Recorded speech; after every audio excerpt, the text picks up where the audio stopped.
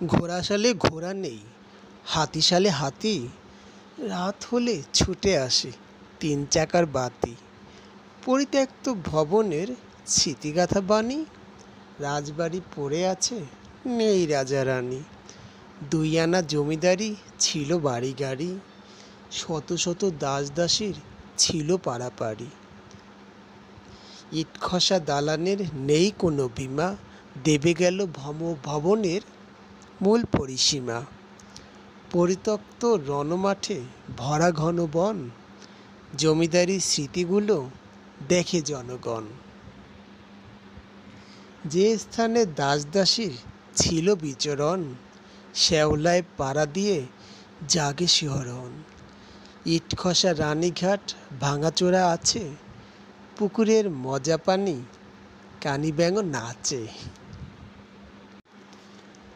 আমরা চলে এসেছি রাজশাহীর পুঠিয়া রাজবাড়িতে। পুঠিয়া রাজবাড়ির কিছু ইতিহাস চলুন জানা যাক। পুঠিয়া রাজবাড়িটি মুঘল সম্রাট আকবরের সময় অর্থাৎ 1556 থেকে 1605 সালে প্রতিষ্ঠিত হয়। সে সময় পুঠিয়া লস্করপুর পরগনার অন্তর্গত ছিল।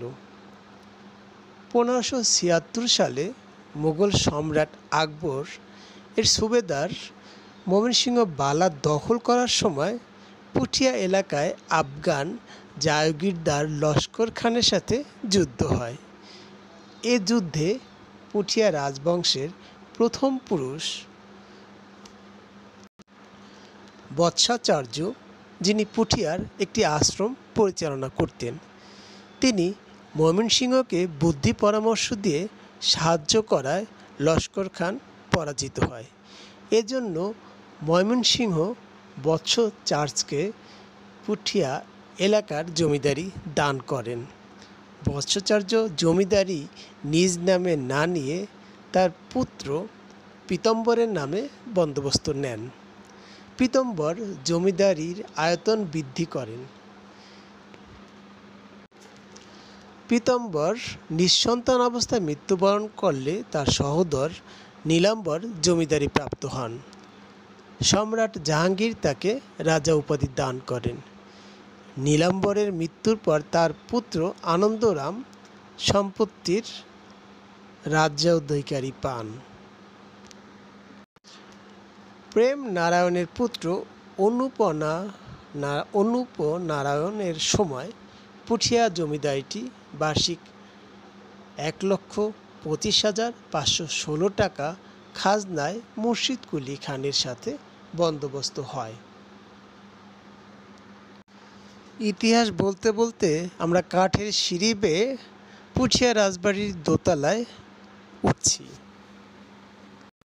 সেই আমলের কাঠের সিঁড়ি এখনও অক্ষত অবস্থায় রয়েছে। এবার ইতিহাসে ফিরে যাই।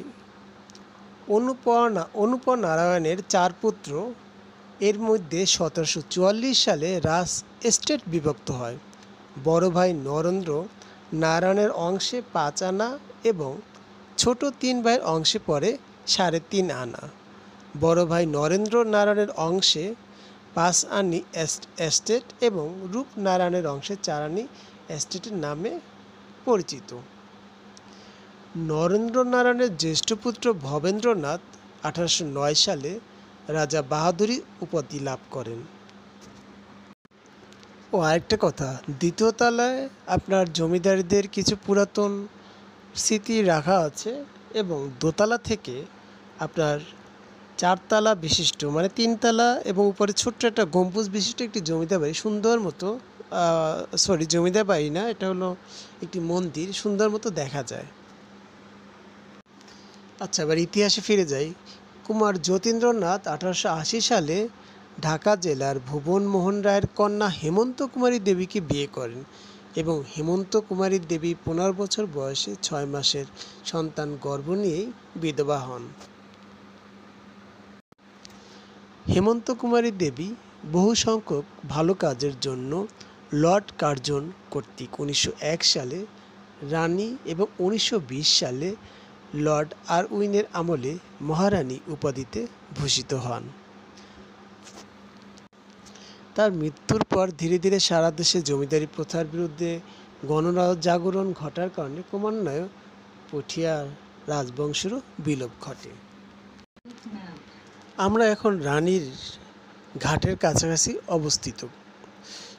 এই ঘাটেই তৎকালীন রানীরা এখানে তাদের গোসল সম্পন্ন করত। আপনারা দেখতেই পাচ্ছেন যে ঘাটটি চারদিকে বাউন্ডারি দেয়া বেষ্টিত। রানীর ঘাট থেকে একটু সামনে এগুলেই দেখা যাচ্ছে আরেকটি ছোট্ট মন্দির। এই মন্দিরটিও অনেক কারুকার্য খচিত এবং খুবই সুন্দর।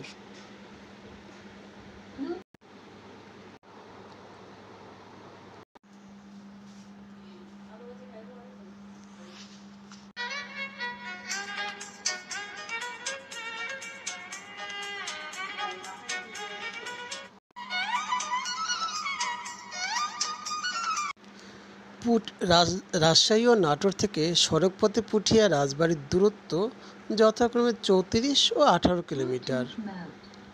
রাজশাহীগামী যে কোনো বাসে চড়েই আপনি পুঠিয়া বাস স্ট্যান্ড নেমে যেতে পারেন পুঠিয়া রাজবাড়িতে।